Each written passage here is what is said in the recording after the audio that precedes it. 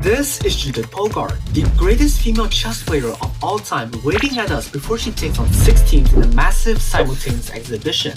And hidden among those challengers is our team, the Chessable Improvers, consisting of 3 of the best improvers from the homonymous Chess.com club. It all comes down to this: can we beat Judit Polgar?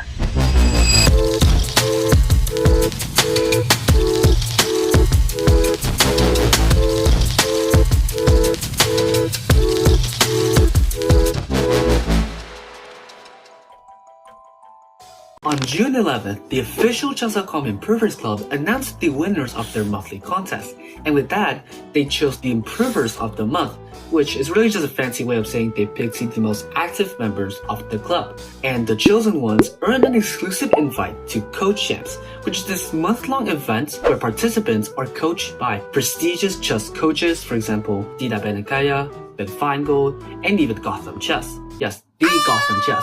Anyways, on June 11th, I got chosen. I was ecstatic. I shared the deals with my family, and they even took me to a hot pot to celebrate. You see how happy I am? So anyways, fast forward. So it was the 10th of September. They announced the GothamChess participants. I scrolled down to see if my name was there.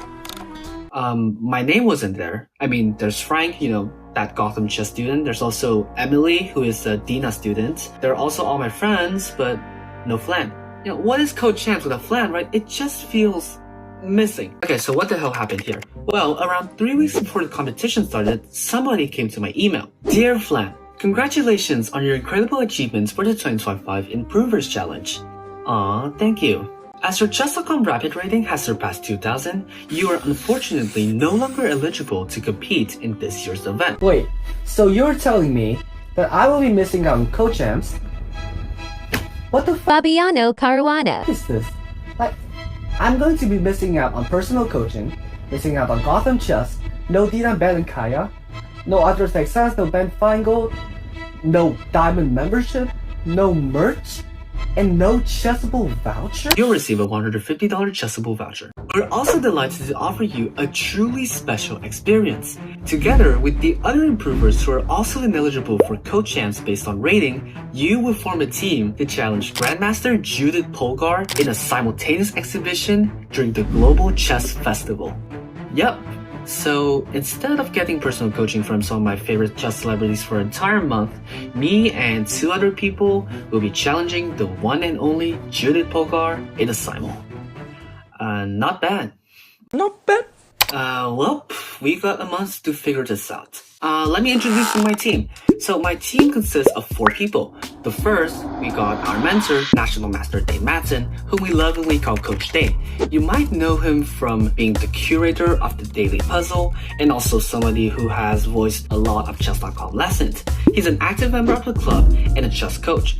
Every month, he holds a community lesson for the club, and he's just this super friendly, dog-loving guy who's just extremely passionate about chess. And then, we got LibRL, going by Artem. Artem is actually one of the first 2 people to get an invite to GothamChess, but he's also ineligible to having a rapid rating of over 2,000. Then we got, I'm not pronouncing that name, Victor, who is the Improver of the Month of June, who's also ineligible because he's too good at chess. And finally, you got the 4th greatest bird opening player of all time, the best chess player in the team, and also just so happened to be the handsomest of them all. Me. Okay, that was so cringe. So me, Coach Dane, Victor, and Artem planned the time to meet up on a call, but just one problem. You see, just over a month ago, I flew from my home country, Vietnam, to New Zealand for studies, and time zones get really messy there. For context, Coach Dane is in the States, Artem is in Belarus, and Victor is quite literally at the other half of the globe in Spain. So when we meet up, I literally have to wake up at 6 to attend the call at 7. Yeah, this is gonna get awkward. And then I can give Flan weight. So Flan can move. And Artem and I will just sorry, there's a mouse slip. Let me revoke permission. Flan never gets to move again. Okay, Artem, your turn. Coach Dane offered a private group class to talk strategy and figure out what openings we should play against Judit. Now, Judit is a lifelong e4 player. She's been playing it throughout her entire career, so most of our prep was centered around how to counter that. But interestingly, in last year's simultaneous exhibition, she only played 1 to e4 half of the time. The rest was a mix. The English was played twice, she also played the Zugertort once, and she opened up with the Queen's Pawn once. So we had to be ready if she decided to mix things up. And ultimately, after numerous suggestions, we decided on the Petrov defense if she decided to go 1 to e4, and if anything else, we'll just freestyle a variation of the Queen's Gambit decline and just adapt from there. For strategy, we took inspiration from a 1900 rated player named Dane Zagar, one of Coach Dane's own students. Now you probably don't know who he is, and honestly, neither have we, but he just so happened to be in Iowa when Grandmaster Hikaru Nakamura came and swept the entire field in the process to the candidate's qualification run. And he had the great chance to play against the world number 2. And that turned out to be pretty educational because we had to put ourselves in Zagar's shoes and ask ourselves this one question. What happens when you face a giant? Like, in other words, if you get to face Hikaru, imagine you play Hikaru in a classical game. What would you think if you're playing Hikaru? What do you think the game's going to play out? Any of you guys, what do you think? Dead loss in the opening, I assume. A non-game, basically. I'm a I top would 10 try player. to make it as complex as possible because Hikaru won't make a mistake in a simple position, and I will. So as complex as possible, always. Yeah, and we could talk about that regarding the simul, regarding strategy. That would be sort of my feeling too. Some of you, maybe all of you, have heard Hikaru's maneuvering to get into candidates based upon his rating, since Carlsen's unlikely to play. And so he's showing up to random tournaments where he's going to dodge like really strong players, but they're FIDE rated events. So he's going to find enough games to qualify for the candidates is his plan. So he ended up showing to Iowa, a very small tournament, and all of a sudden, my first student and good friend of mine is facing Hikaru in a classical game.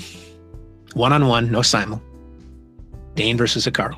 And one of the most important pieces of advice I'll give the three of you is, I think Alexander Grischuk, he says many interesting things, many insightful, funny things, but I think his most insightful statement that will help us as we all put a lot of pressure on ourselves to prepare, and make sure, we're doing our absolute best at homework and all of this, is I remember I think it was a candidates match, and he played a game, and they asked Grischuk, like, how long actually you were preparing to this game? My whole life. It's a brilliant quote, and it's a good reminder. How long are any of us preparing for our next game? I like that approach. Although he was half joking, he was giving a very good insight, which is we're always training, and don't put so much pressure into one event. With all the strategies, preparation, and the correct mindset locked in, soon enough it was the day of the event, which starts at 1 a.m. my time. I don't know how to feel about that. I mean, I was literally ahead of these guys by an entire month. But we got to put the sleep deprivation aside and focus on the event. So I hopped to the call and checked in on my team members. Now, along with our usual members, we're also joined by Fruitsy, a WFM and also a chess streamer who's going to play our moves live at the scene. Oh, and we were also greeted by these two random kids. Hi. And Judit Polgar herself. Hey, Judith, how's it going? I'm so excited. Yeah. If you guys last until the best second, that's good. Last second. So go into time trouble. I'm rooting for you to get into time trouble. But hopefully she'll get into time trouble as well. After some discussion and a lot of yapping from this particularly handsome, brilliant individual, it is finally time to start the event. It's starting in 5 minutes. Should I go into like the YouTube broadcast and just tell everyone to subscribe to the channel?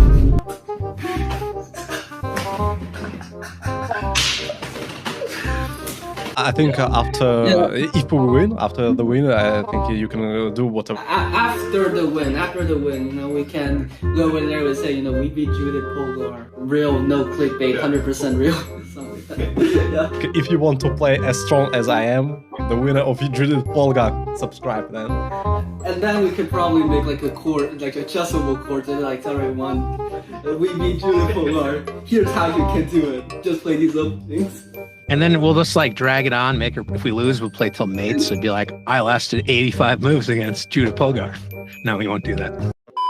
Okay, we're starting. Our time will be just you and me here. She's shaking hands. What's on the board? Like, Let's go! All right. E5. This was huge because this is everything that we have prepared. This is everything that we have studied. So for now, we are going to be relying on Artem's extensive Petrov theory until we're out of the opening phase.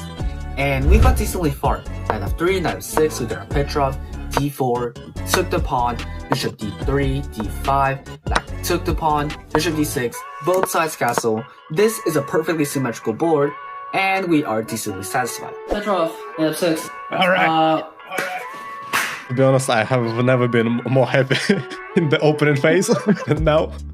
Like, I spent 3 days, seriously, like probably like 14, 15 hours looking at the Petrov, because I've never played it before. So I'm no expert, to be clear. I'm not, so we'll be talking through it together. White's main move is to play c4. However, Judit decided to go for a sideline, which threw us off a little bit. Oh, the king. Oh, 32. Okay, now we don't have a quick move. Let's talk a little bit. It's not enough. Cool. Amazing. This is her main choice, but we didn't know that. So now that we don't have an immediate move, we had to think. And after a lot of discussions, we ultimately just decided to take the knight on d2. Now, the main move here is actually bishop takes on e5, pawn takes, and then knight to c5 that was played by Garakanski when he faced off against Judit Polgar. And he ultimately won. So we should have known better, but you know, we probably didn't do our opening preparation correctly. I wonder who did that. However, this approach is completely fine and, you know, arguably even more drawish, which is what we want. We just want to play subtly and just pray that she blunders. Except that we just spent 5 minutes on this move. Remember, we only have 15 minutes for the entire game with like a 10-second increment, which, excuse me, it's pretty bad. 10-second increment is not enough. Oh my god. I literally just made such a heartfelt speech about how we should not spend too much time in the opening, and then we just spent 5 minutes. But what did we predict, though? Playing the Petrov? I prefer this. In an open game, we need to take our time. So, it's really not a lot of time, and as you will see later in the game, the time pressure will really get to us. But anyways, back to the game, she takes back, and then we play knight to d7. We're playing the most drawish moves possible, and she now goes rook to e1. You want rook e1? Okay. Rook e1. Interesting. I think rook e8, right? rook e8. First thing we do, guys? No, Flan, it's actually not rook e8, because here White has an incredible tactic. Bishop takes on h7 check, king takes, queen h5 check, king goes back, and remember that rook that just moved? Yeah, now it's no longer protecting the f7 pawn. So now queen takes on f7 check, and black is effectively dead. So now we have to think again. We have a lot of moves that we could play, but ultimately, we just decided to take the knight with our bishop, which is arguably dubious positionally. I mean, you really don't want to trade a bishop for a knight if you don't have a really good reason. However, that knight was really strong, and our point was to just take the knight and then play knight to c5 anyways and eliminate that dangerous light-squared bishop. That's exactly what happened, and now Judit plays a novelty. She now plays bishop to b4, pinning the knight to our bishop, and here she passed a little comment to us. Can we just go into the forcing line immediately? I want to calculate that first, which is knight takes d3. She complained we are boring. That's a good sign, unless she's tricking us, guys. Thank you so much for the commentary again. We have black. What can we do? But this isn't that big of a deal. I mean, Judit has just given up her bishop pair for nothing. So this position is effectively equal. So we took the bishop, she takes back, and we slide the rook out of danger. She now centralizes her rook, and our plan is pretty simple.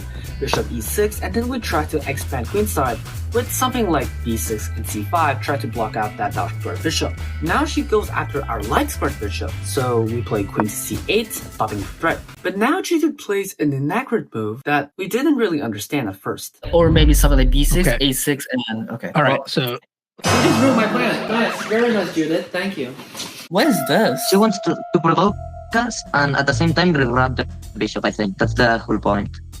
Yeah, but what her bishop will do anywhere on the board? Probably Because we I are know. simply fighting for d4 in a couple of moves, so bishop will go to e3 or either f2, but aren't we simply go b4 or b6 or c5 straight away? This really does not stop up your initial plan of playing b6, c5 anyways. I'm not sure what Judith is trying to revoke here, but if anything, she's helping us.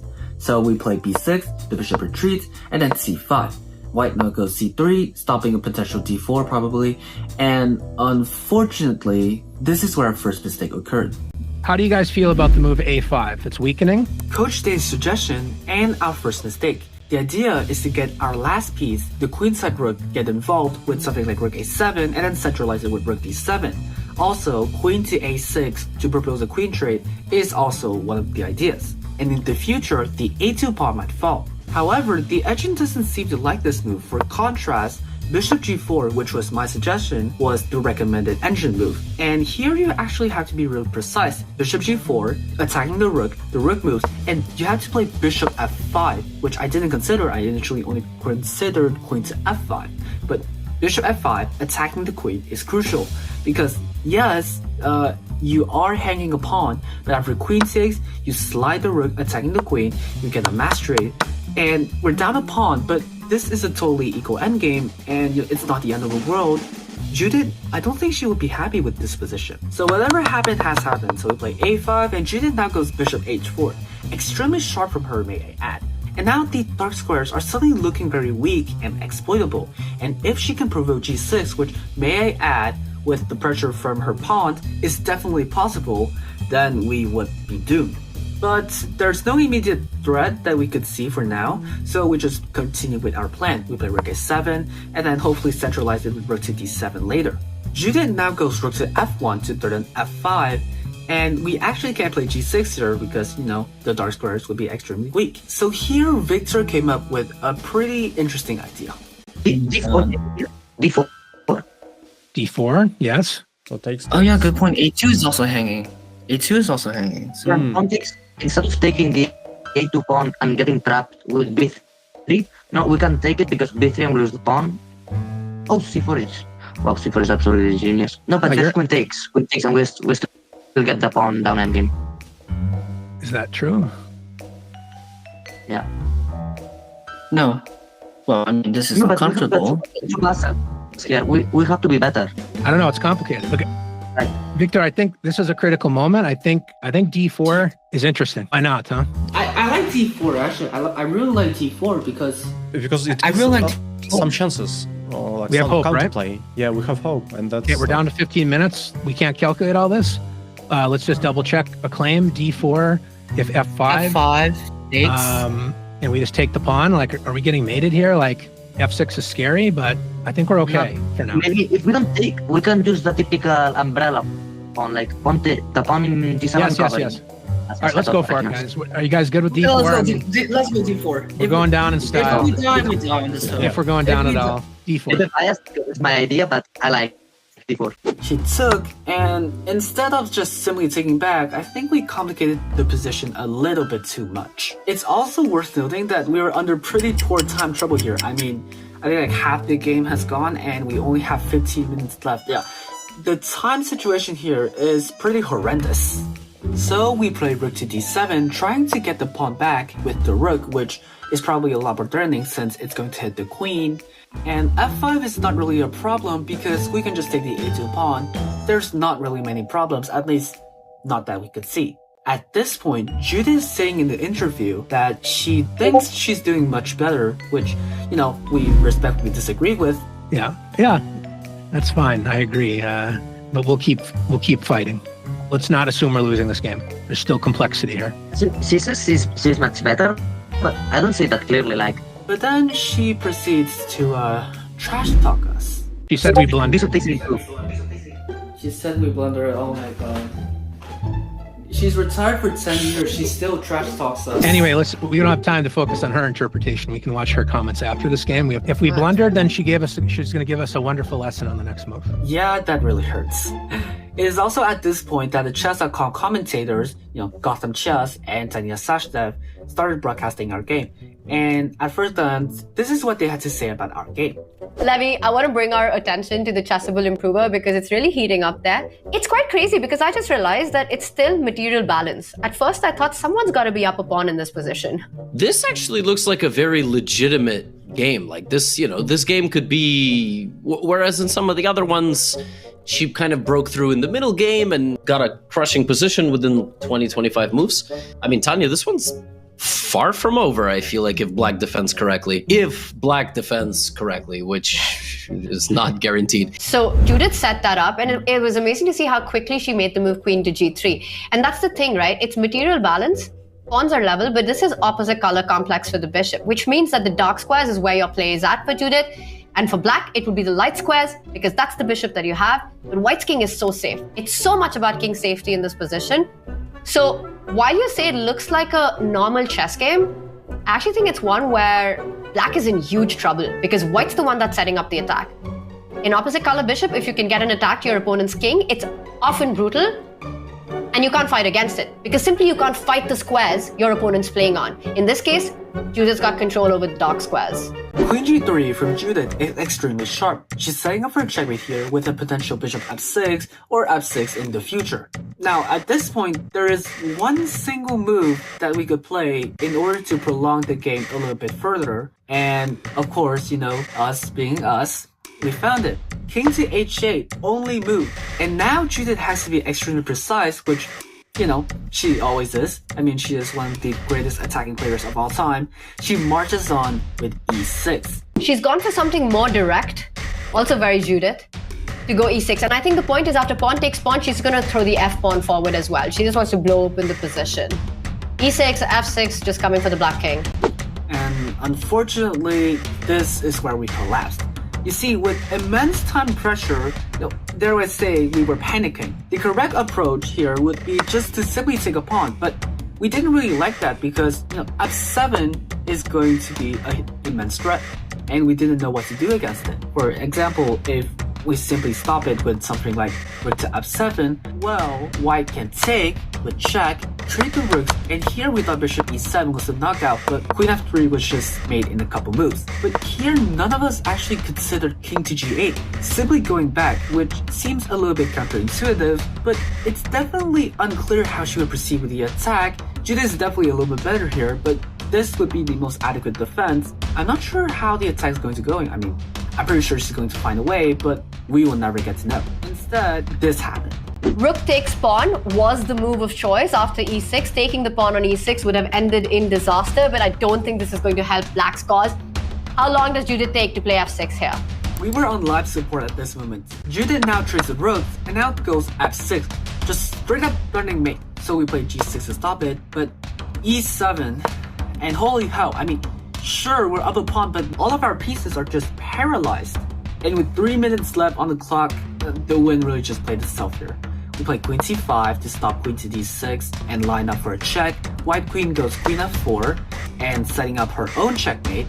We push d3, discover check, and to also buy us a little bit of time, the bishop comes back.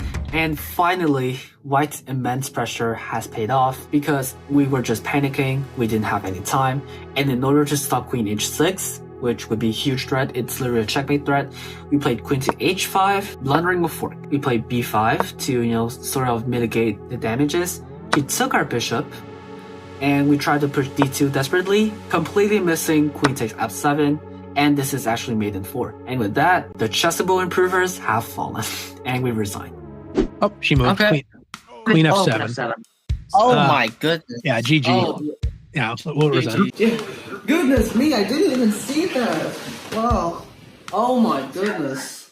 Well, as it turns out, 3 of the best chess players from a chess club with 40,000 members on it couldn't beat the greatest women to have ever graced the game of chess.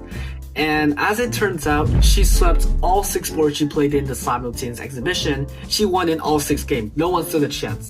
However, on a personal note, this was such a memorable game for me. It's going to be one of the major highlights in my entire time playing chess. And honestly, the difference in skill level was just so elegantly showcased in the game. And I am extremely grateful for the opportunity to play such a legend of the game, and I'm sure that my teammate, they would definitely feel the same as me right now. A huge shout out to my teammates Artem and Victor. You guys were probably the best teammates in the Improvers Club that I could possibly ever ask for. And this video could have not been completed without your help. I mean, the footage from the team call was provided by Artem, and also a lot of the analysis was contributed by Victor.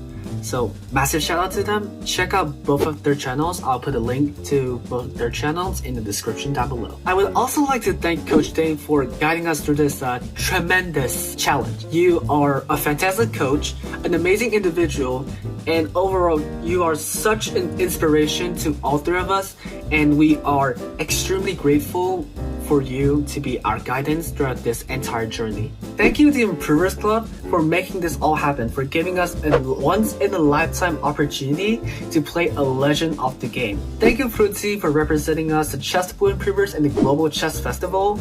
I'll leave a link for her socials down in the description down below. And also, finally, thank you, Judit Polgar, for giving us such a thought-provoking experience and playing us in your simultaneous exhibition. And with that being said, I hope you guys have a very great day, and I'll see you guys in the next video.